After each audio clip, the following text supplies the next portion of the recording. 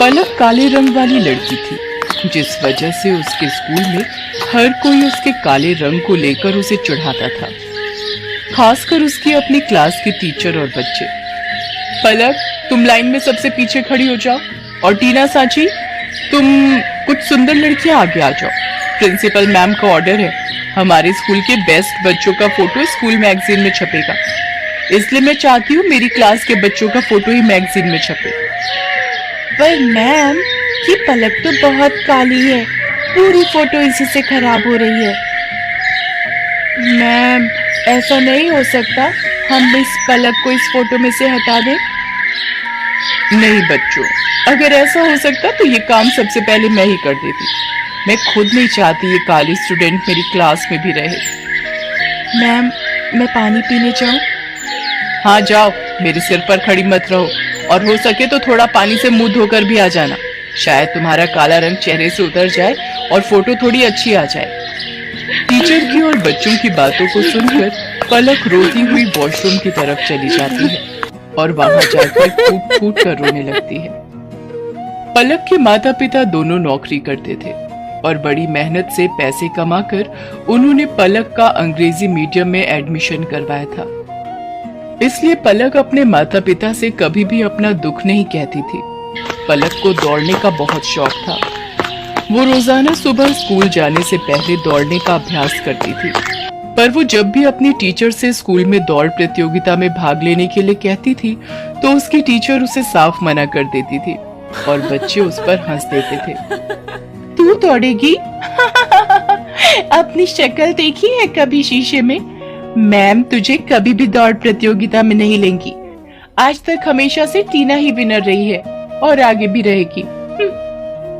इतनी देर में class teacher भी आ जाती हैं। बच्चों, हमारे स्कूल को बहुत ही बड़े लेवल पर दौड़ प्रतियोगिता के लिए भेजा जा रहा है। टीना, मैंने तुम्हारा नाम प्रिंसिपल मैम को दे दिया है।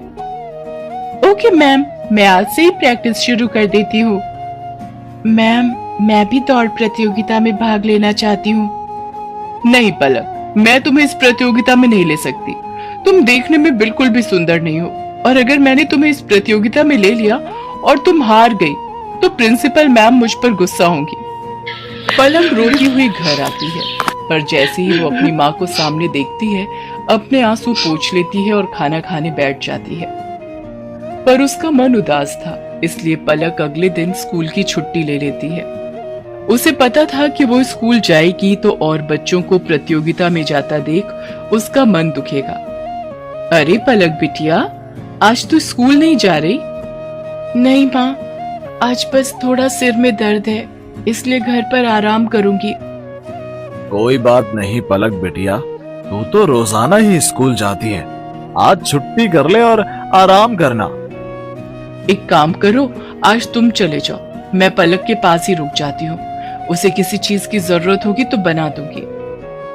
ठीक है, फिर मैं अकेला ही काम पर चला जाता हूँ। पलक की माँ उसके पास ही घर पर रुक जाती है। पलक सो रही थी और उसकी माँ काम कर रही थी। इतनी देर में दरवाजे पर कोई आता है। जी, मेरा नाम रामलाल है, मैं पलक बिटिया के स्कूल का चपरासी हूँ। मुझे वहाँ की प्रिंसिपल मैम ने भेजा है। उन्होंने तुरंत ही पलक को स्कूल बुलाया है। वो किसी दौड़ प्रतियोगिता में जाना है, शायद यही बात हो रही थी। पलक को, पर उसकी तो अभी तबीयत। रामलाल भैया, आप मैम को बोल दो मैं अभी तैयार होकर स्कूल पहुंचती हूँ।